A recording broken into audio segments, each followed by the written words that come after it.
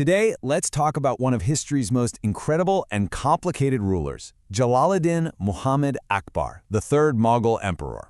His story is just this amazing mix of survival, absolute ruthlessness, and incredible vision that forged one of the world's greatest empires. And that right there, that's the central question we're diving into. Because Akbar's story isn't just about winning battles. It's about a kid who survived a completely impossible childhood, to then go on and redefine what it even meant to be an emperor. I mean, just look at this timeline for a second. Before he's even a teenager, Akbar had been a political pawn, a bargaining chip, and a literal target. His life was a fight for survival long before it was ever a fight for a throne.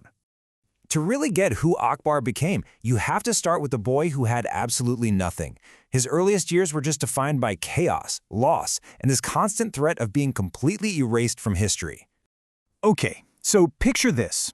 Akbar's father, Humayun, is defeated. He's on the run for his life, and he's forced to make this impossible choice in the middle of a blizzard. He has to flee, leaving his one-year-old son, Akbar, behind in a camp. The kid is immediately captured by his own uncle, making him a prisoner within his own family. From his very first year on Earth, Akbar learned that power was fleeting and loyalty was a luxury you couldn't count on. So after years of struggling, Humayun finally manages to retake Delhi, and for just a second, it looks like things might finally stabilize for the young prince. But then, just 7 months later, Humayun tragically falls down a flight of library stairs and dies.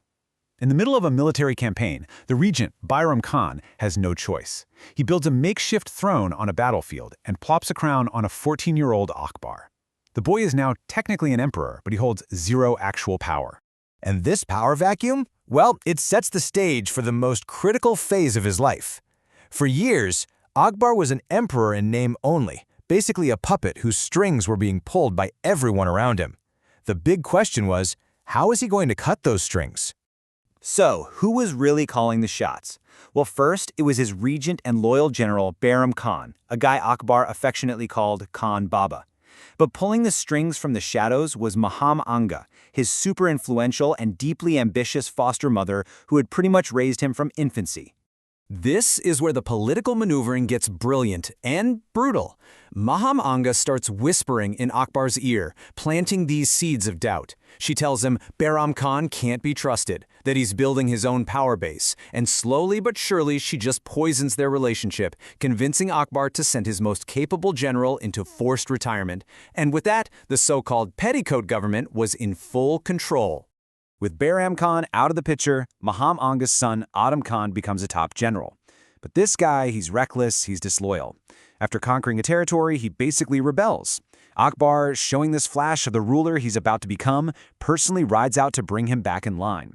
But even back in the palace, Adam Khan keeps defying the young emperor, which leads to this incredibly dramatic and violent showdown. And this was the moment everything changed. After one final act of defiance, Akbar doesn't just order his foster brother's execution. He makes it a brutal public statement. When Adam Khan actually survives the first fall, Akbar, in what must have been a cold rage, orders his guards to drag him all the way back up and throw him again. With that second fall, the puppet emperor died for good, and Akbar, the absolute ruler, was born. His foster mother, Maham Anga, died of grief just a few weeks later. The throne was finally his, and his alone. So now he's in full control, and Akbar immediately sets out to build an empire that could never be torn apart by ambitious generals or rebellious nobles, the very things that had defined his entire youth. He needed a whole new system. His solution was something called the Mansabdari system, and it was a design born directly from his own trauma. It was engineered to stop anyone from ever becoming a threat like Bayram Khan or Adam Khan had been. He got rid of the single army chief role, he paid soldiers directly from the state treasury, and he constantly transferred his commanders around. What did this do? It completely rewired the army's loyalty. Allegiance wasn't to a general anymore. It was to the emperor, and only the emperor. It was a revolutionary way to centralize power. But hey, military reform wasn't enough. Akbar's greatest challenge came from the Rajputs, these fierce warrior kingdoms that would, quite literally, rather die than surrender. So instead of trying to break them, Akbar did something no one else had thought of. He decided to make them partners. Instead of just endless war, Akbar offered them a deal. Join my empire, you can keep your kingdoms, and you can fight alongside me. His marriage to the Rajput princess Jodhabai was the cornerstone of this whole policy. And critically, he promised she would never have to convert to Islam and could practice her religion freely inside the Mughal palace. This show of respect turned his greatest enemies into his most loyal supporters. Guys like Raja Man Singh became his top generals, solidifying the empire for generations to come. But this drive for unity, it didn't just stop with politics.